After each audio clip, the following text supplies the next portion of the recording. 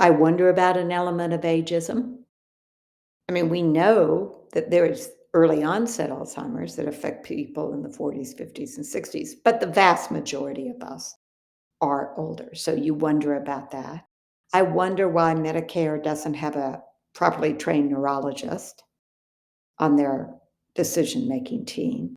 So, yes, I think discriminatory is a good word. Plain old injustice is a good word too.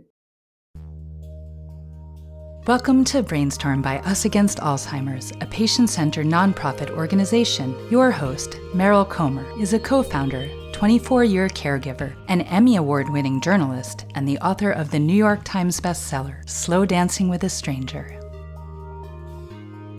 This is BrainStorm, and I'm Meryl Comer. Today we continue part 2 of our conversation with Rebecca Chopp, the 18th and first female chancellor at the University of Denver, former president of Swarthmore College and Colgate University, and dean and professor of theology at Yale Divinity School. I asked her how spirituality supports her and whether she has applied the same thinking of emancipatory transformation in managing life through the prism of her early onset Alzheimer's disease. Wow, now that's one nobody has ever asked me. But theology has deeply, deeply informed me with this disease. And I suppose, as you ask it that way, my notion of emancipatory transformation was both being emancipated from the bonds, from that prison of anxiety and denial, and being transformed to reinvent yourself. So it's both a moving way and moving toward. Augustine, Christian theologian, liked to say that freedom was moving from sin to love. So many times we think freedom is just being freed from something. But I think for me, it's been being liberated from this constant prison of thinking, oh, now I'm mad, to the reinvention of living with joy. And that has a lot of theological roots. As a theologian, I've often gone back to Christian, especially theologians, some Jewish, and some Buddhist thinkers, and also Christian and Jewish scriptures. Calvin had a thing about the Psalms being the anatomy of the soul. It's so true. The Psalms, there is this kind of praise, joy. There's also sections of anguish and crying with God, feeling abandoned by God, but also sometimes crying with God, sitting by the river and reaping. And then there is a third section of just embracing the everydayness of life. And so those are all ways. I think there's a lot of grace. I think the one thing that I have grasped, two things I've grasped deeper now with Alzheimer's than I did before, is one is this sense of abiding. That, it's okay not to do. It's okay not to produce. It's okay to be at my deepest religious self, and this may not translate to everyone, but maybe you can translate it in a very creative way, is I think, geez, maybe the universe just needs people to sit around and say yes and praise, and that's what I'm doing now, after spending a lifetime trying to fix it. And the second thing is courage. Courage comes from the French word heart. And I think about that, of living with heart. This is a disease that takes some courage. No question about that. Can you share decisions that you and your husband have made about how to spend your time? Because earlier I had understood that you had moved to a senior living facility, and then you said, no, that's not how I want to live. Can you take us on that journey? It was really fascinating. Even though the neurologist who officially diagnosed me said live with joy, I had a neurologist right before her who said in 3 years, you're not going to be buttoning your shirt. You won't be feeding yourself, and you should think now about giving up your driver's license. That was almost 4 years ago. So that tape of that earlier neurologist was kind of hit harder because of the stigma we both carried. And my husband is very much a good caretaker, and he's one of those people who likes to make sure everything's planned out. So we had a very large condo in downtown Denver where we had entertained people for the University of Denver. And we didn't need that much space, but he was also very worried that, as that one neurologist said, in 3 years, I might be ready to move to memory care. So he decided, and I supported him, that we really needed to move to a place that we could move in independent care and then assisted living and then memory care. So we found a place, and it was a very nice place. It was very nice, but it was geared much more toward the kind of end of life. I think it had hoped, it was a brand new place. I think it had hoped for a kind of different attitude, but all the staff were very much trained that we were all very frail, elderly people. They talked to us in loud voices. I went to the art classes, and they were kind of pre-kindergarten level kind of thing.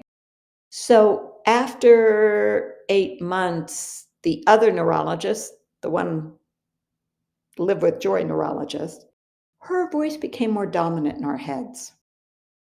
So we decided to move out. It was a rental, and we bought a lovely home in a 55 plus community. So we could really embrace living. The reason I asked that question is I tried so hard to get ahead of the disease and anticipate what was coming next. Half of it never happened. It frightened me. It's a lesson in trying to live in the moment as well, rather than get too far ahead because you can shut yourself down in that process. Yeah. Boy, that is wonderfully wise words, because I think, again, the fear and anxiety and somewhat the stigma we carry can make us imagine exactly what's going to happen. And as you say, you can't. You just have to take it as it comes, make the best of the moment, live in it. And everyone, as you said earlier, is different. You're an advocate and active member of Voices of Alzheimer's. It's a brand new 501c4 recruiting people who are really working like you. It's not your grandmother's Alzheimer's philosophy. Why is it so important for you to be an advocate now and spend your energy this way? I feel like I have to do it. I mean, somebody has to do it. Why not me? There are so many who can't. I'm so privileged. We have not enormous financial resources, but we have financial resources. I have a supportive husband. I have a nice warm house. I can. And I have an educational level that allows me, at least for right now, to continue doing some hard cognitive work. The drug companies, the pharmaceutical companies need to hear from us. They need to hear from caretakers. They need to hear from people with Alzheimer's. The government must hear from us. I'm pretty actively reaching out, as are most of the members, to our representatives and to our senators and to our states and to our local officials. I think most of us in the Voices of Alzheimer's are trying to reach out to the public. My book is aimed to help people who are diagnosed with Alzheimer's, but it is also directed to those people who are anxious about it. So, we want to have this impact because we want to raise awareness. We want to have a better educational discussion about Alzheimer's. And we want to change not only the cultural stigma, but a lot of the current policies. And again, our hope is that we can work with all these other wonderful groups, and that because those of us who have Alzheimer's can, we may be also able to be a little edgier. Why not? I mean, several of us, advocate being chained to fences and things like that. It's funny, but we need to do what it takes. Again, that's a legacy matter.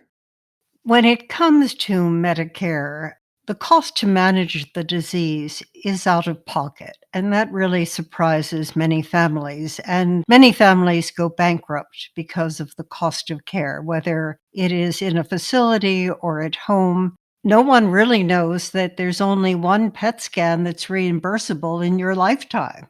And now, those living with the disease have been denied access to a disease modifying therapy that might slow the progression of the disease. Now, do you consider these discriminatory decisions against a diagnosis and therapeutics that don't exist in other diseases? Absolutely. I mean, it is discriminatory. And I think there is ample evidence that the PET scan is a good diagnostic tool. There's ample evidence that the drugs slow the progression.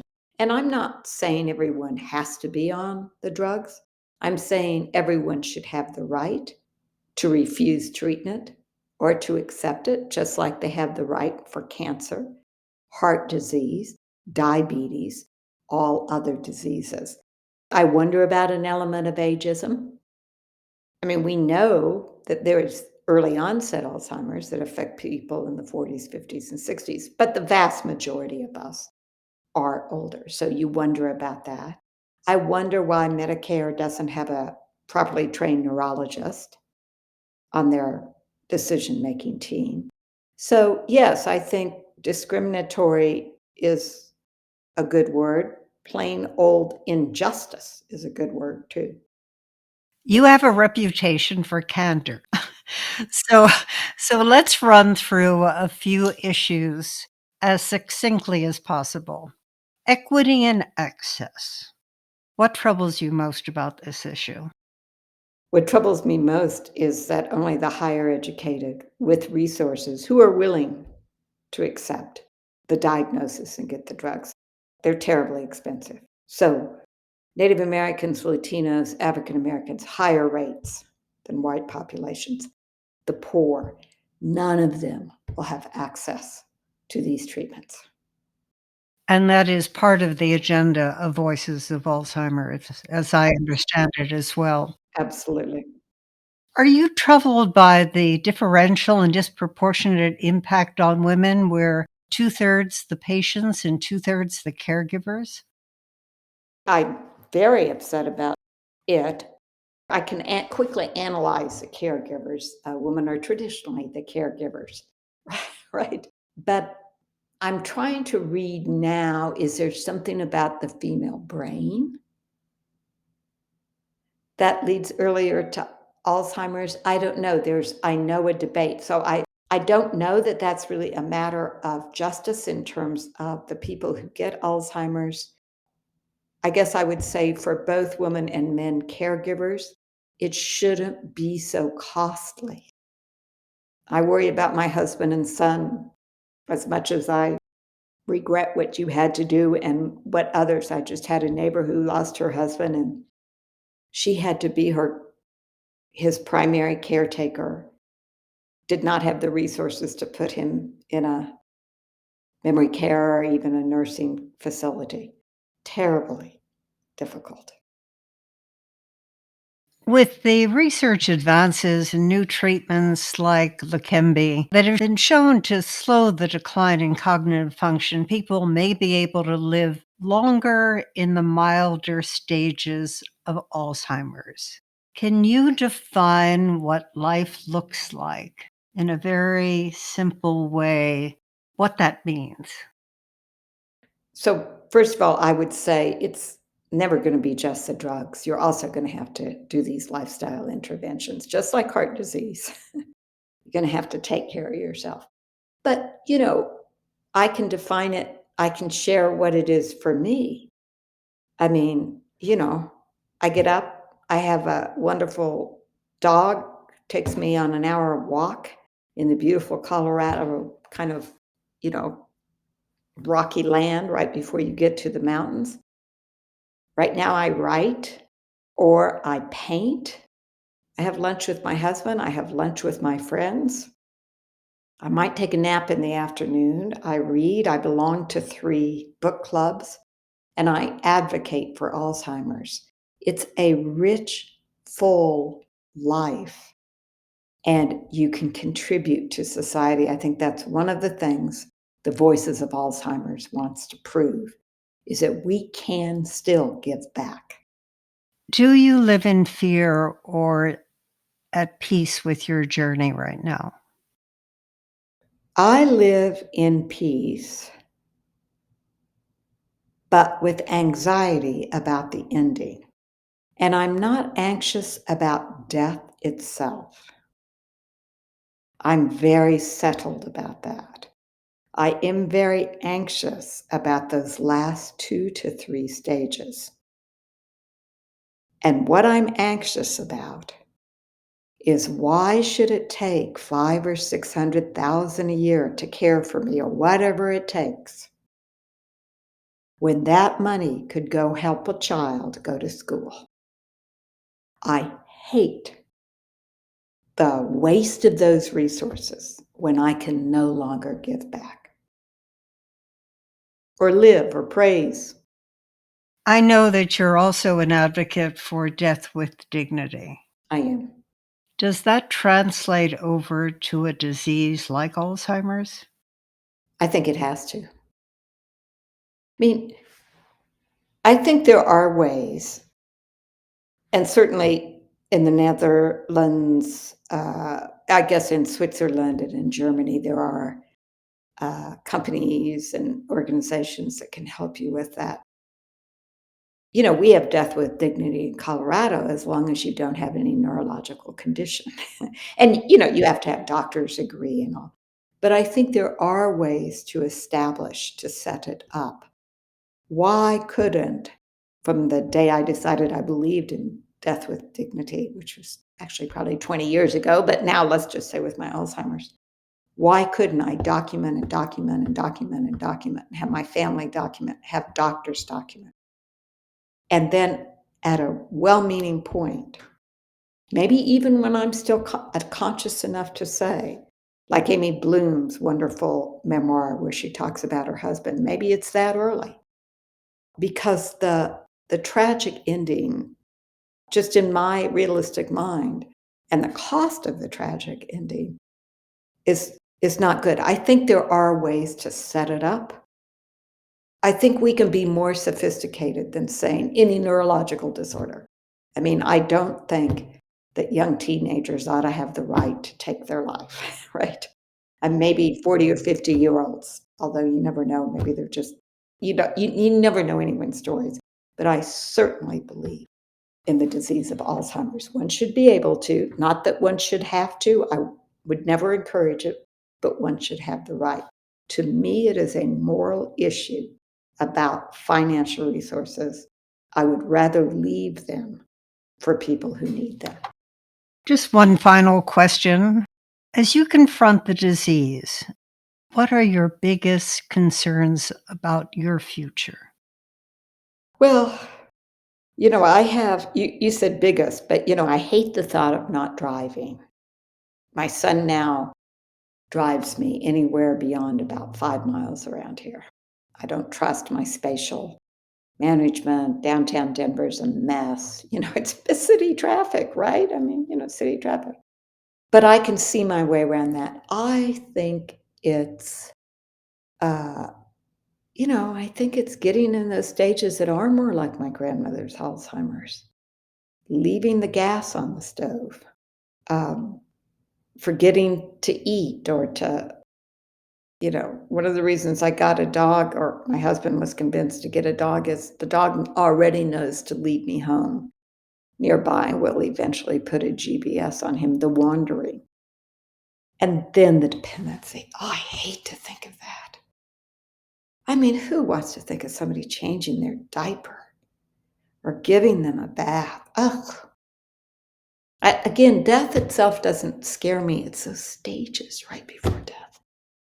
You give me the chills, quite frankly, because my greatest fear, having been a caregiver for so many years, is I don't want to burden my children with what it took for me to care for my husband and my mother.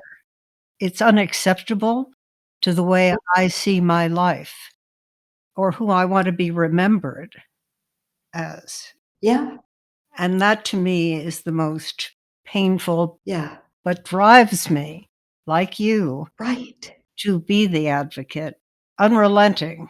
People said, "Why didn't you run away from the disease?" Yeah, And I can't, because once you've seen it, I think you're changed forever. yeah. I think so too. And and and that those words are beautiful and straight. I mean, straight on. I want to also underscore who wants their children to remember them like that. I don't have grandchildren yet. Maybe I will, maybe I won't. And what parent wants that? I don't want my husband. You do, you remember. You always are going to remember what it was like. I will always remember my mother and grandmothers. You always remember your husband too. So much better not to. Rebecca, I would love to continue to visit with you from time to time. I think this conversation is so important to share. Mm. And you're on the front lines, and there's a great deal of bravery stepping out in this environment. So I'd love to invite you back, Good. and we'll just check in from time to time and talk about things that people may not ask you. I'd be delighted to. You ask good questions. I like to think. It's good for my brain. Or commiserate together. Yes, that too. It has been such an honor to take this time with you. Rebecca, you really have just been so compelling. Thank you. Our guest today has been Rebecca Chopp, former university chancellor, Yale theologian, and advocate for Voices of Alzheimer's. Her book, still a work in progress, is It's Not My Grandmother's Alzheimer's. One final note. Our conversation is a reminder that we need to continue to empower them to assure that people with early stage Alzheimer's can maintain their dignity after diagnosis while fighting for workplace accommodations, more equal access and coverage for better diagnostics, treatment, and care. They are the voices of Alzheimer's, and each of us is a stakeholder because we're all at risk. That's it for this edition. I'm Meryl Comer. Thank you for brainstorming with us. Our team is on a mission to help you stay up with the latest scientific breakthroughs, from new therapies to technologies on early diagnosis, and personal brain health advice from well-known experts using an equity lens that promotes brain health for all. Now, we'd like to hear what's on your mind. What are the topics and guests you'd like to hear featured on BrainStorm? Send your comments to brainstorm@usagainstalzheimers.org. Subscribe to BrainStorm on your favorite podcast platform and join us on the first and third Tuesday of every month.